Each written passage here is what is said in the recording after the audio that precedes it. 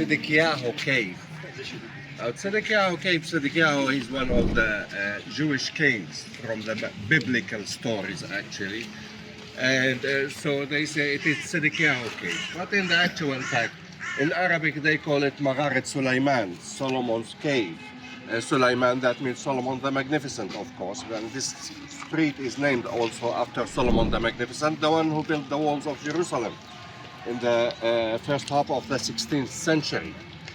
This cave actually was a quarry, and it goes back, if we want to be realistic, it really goes back to the 1st century Herod the Great.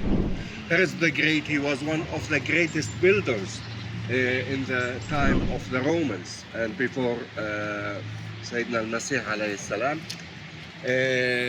He left his legacy until today all over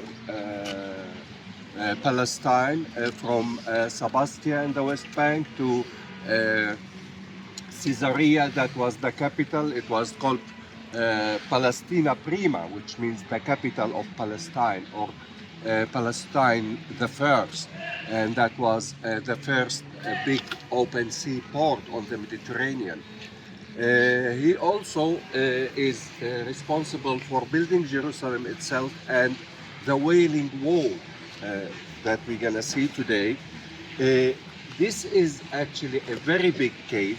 They used to cut stone from here, to harvest stone from here. We can see the wall is sitting on a very big rock, and it is a very big cave whereby they kept cutting and leaving columns in order to keep the roof standing. So they kept cutting and getting stone out and keeping columns here and there. It is very big. The biblical story, it says that Tzedekyahu, when they wanted to haunt him, I believe that it was the Babylonians in the 7th century BC. He entered this cave and he was trying to escape towards Jericho, and there's like a tunnel, and he was running away, and they were following him on the top, and he was running underneath. Eventually they captured him and they killed him. Nonetheless, this is more of a imaginary story, but the true fact, the Masons, the Masonic brothers, you have a lot of Masons clubs in England, and there's many of them. They believe that this was the place where Solomon harvested the stone in order to build the temple, the first temple of Solomon. It's very imaginary in my opinion. It's got nothing to do with Solomon. Nonetheless, over there we have two caves. We can see one of them on the left. They call it Golgotha. Golgotha means the skull. Someone called General Gordon Smith, actually a British scholar, he was staying in the Americans. The Americans is the building right behind the wall over here. It was opened by the Spafford family. They lost their daughters in sea, actually, and they came to the Holy Land as a charity. They were very rich people, and they opened this place for the treatment of children and helping the poor and so forth. Until today, it's still working as a medical center. And eventually they moved to the American colony. That's why it's called the American, or the American colony, because it was for them as well. Until today, this charity is still going on as a medical center, mainly for children. They give them the jabs or the shots when they are babies and so forth.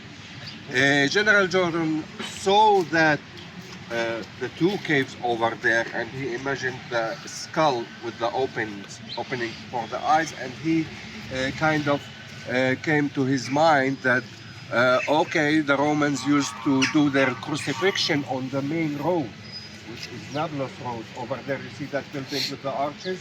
Between this building and that building, that was the main road to Damascus and to Nablus to the north.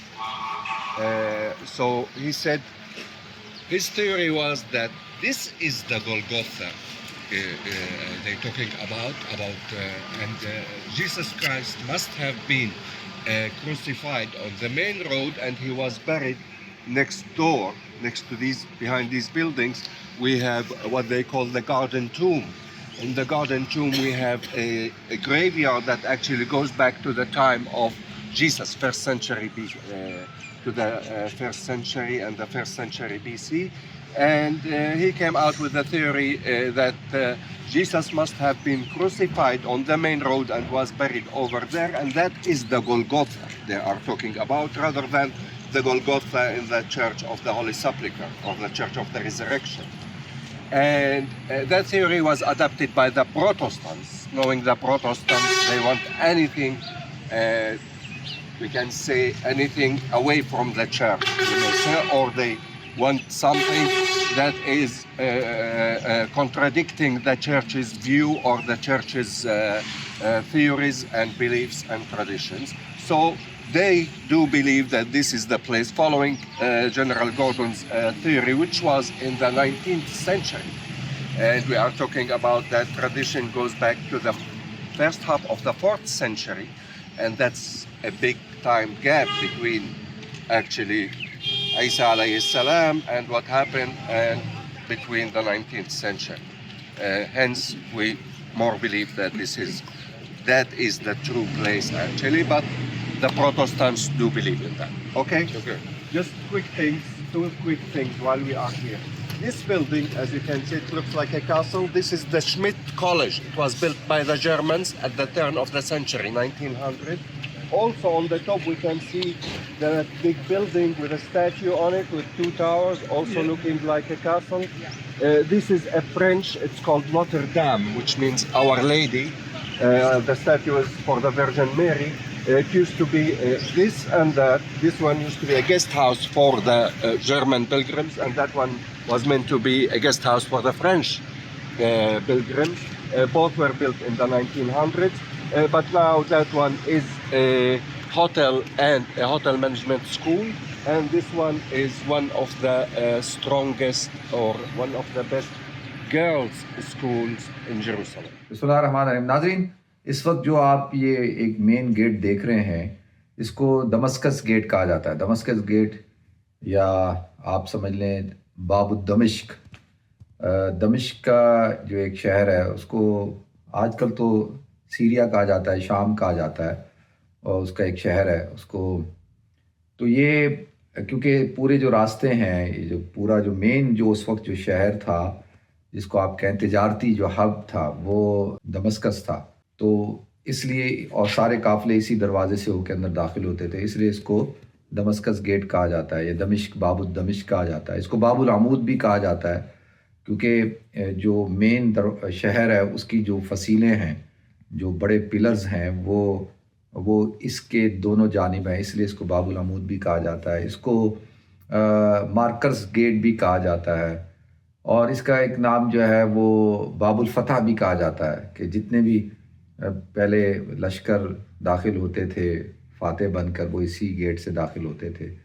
तो ये बड़ा एक अहम दरवाज़ा है, और इसी से आप जब अंदर जाते हैं देख रहे हैं आप कि कितनी चहलकदमी है। और पहले भी यहीं पे ट्रेडर्स जो थे तुजार तिजारत किया करते थे, और आज भी वही सूरत हाल है। थोड़ा सा माहौल चेंज हो गया है, लेकिन लोग भी उसी तरह ही तिजारत कर रहे हैं। आप देखें किस तरह से लोगों ने स्टॉल लगाए हुए हैं मुख्तलिफ़ चीज़ों के।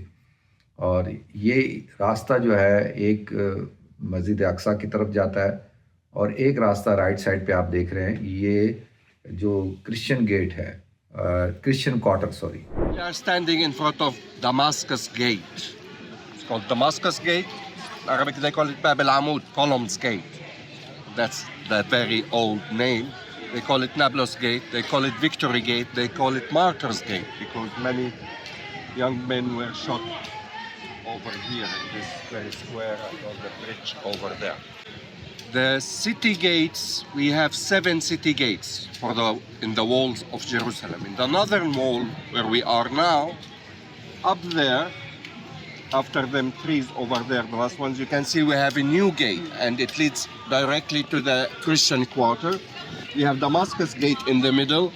We have Herod's Gate, the one you take to enter to go to the Al-Aqsa Mosque. On the eastern wall, we have Lion's Gate.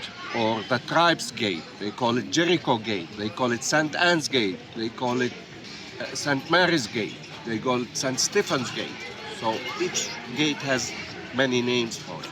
Of course, I showed you yesterday the Mercy Gate or Bab al-Rahmi, which is still closed. It's not there. In the south walls, we have two gates.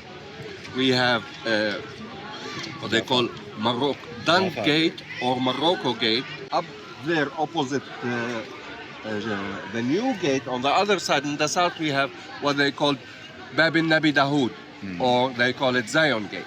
In English and Hebrew, they call it Zion Gate. In Arabic, it's named Bab al-Nabi Dahoud, Prophet David's Gate. And on the west, we have Jaffa Gate or Hebron Gate. It's called both. So we have 7 gates. This is the biggest and the most beautiful and the most decorated gate. It is considered to be the main gate of the city, because you enter from here and then you are like in the main streets.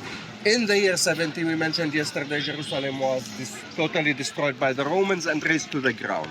In the year 135, Hadrian, the emperor of Rome, started a journey in 120 in England. England was under the Roman occupation for 400 years. It was totally occupied by the Romans. He started from the furthest west of the empire to the furthest east, and then eventually he came here. When he came here, he rebuilt the city. How he rebuilt the city? He built 2 cardos. Cardo means a street in the Roman time. A cardo is a main street that will be stretching from north to south. Documanos would be a street from west to east. So he built 2 cardos. One of them, the eastern cardo, which when we enter, we're gonna end up with the building in front of us. We have one to the right and street to the left. One cardo on the right, that is the western cardo, and that's what we're gonna follow. And the one to the left is the eastern cardo. The eastern cardo will go all the way down to the Wailing Wall, and then the Dung Gate in the south. It will exit the city. So it is the connection between this gate and the southern gate, the furthest south of the city. And the western cardo would be like the main street, will take us all the way to the Jewish quarter. Of course, I mentioned that these walls were built by Solomon the Magnificent. Here we have 2 towers. On each side we have arrow shooting windows. We have, this is machicolations, they call it, where they used to be mortar or hot oil or something in case of siege and like that. You have a watching window, and on the top, if you look, it's the only gate that have these standing stones. Look like a helmet of a Muslim soldier. You remember seeing it in the movies. So from afar, we didn't have these buildings or anything. From afar, you would think that you have soldiers guarding the city when you're coming from afar. Okay? But the main thing I would like you to do, this level up here, this is the level of 16th century. But if we look down, we have another gate. That is the gate that was built by Hadrian in 135. We had 3 gates, 1 arch in the middle, another one underneath this one, and one on the left. So a gate to enter, a gate to exit. In the middle, it's for chariot and for caravans. Okay, so that was the level of the city. Nowadays, you are walking on a city on top of the city. Okay, so in the time of Sayyidina al-Masih alayhi salam, that was the level of the city. Was below, a whole floor below than we are now. I've seen shops below us in the early 70s when they digged for infrastructure and things like that. I saw shops and buildings. They closed, they are are filled with rubble and things like that. The city was destroyed so many times by earthquakes, by invasions, by many other things. So nowadays we are on a upper level of the city than it used to be in the 1st century and the 2nd century and 3rd and 4th. Through time, little by little, the city was raised. All the buildings that you will see inside, they go back to the Mamluki period and the Ottoman period. Mamluki period, we talk in mid-13th century until the early 16th century. Ottoman period, can say 1517 until 1917, 400 years of Ottoman rule in this in the city of Jerusalem. Okay, why they call it Column Gate? Because Hadrian, when he rebuilt the city and made these two main streets, he erected a big column. On top of it, he was a statue with a bust, his bust, on top of the column, so you'll be able to see it from very afar. You look at the stones below, these are the big stones. Look, they are different. The top ones are Ottoman ones. The bottom ones, they go back to the time of Hadrian, 2nd century, 135 AD. But they are Herodian stones from the 1st century in second use. Okay? All the stones that you see like that, you're gonna see them in the Wailing Wall. Just like here. So these stones, they are smooth. We will see them in the Ibrahimi Mosque in Hebron tomorrow as well. They are smooth and they have a frame. These are Herodian. Only Herod the Great did that. They tried to imitate but never worked with them. Okay?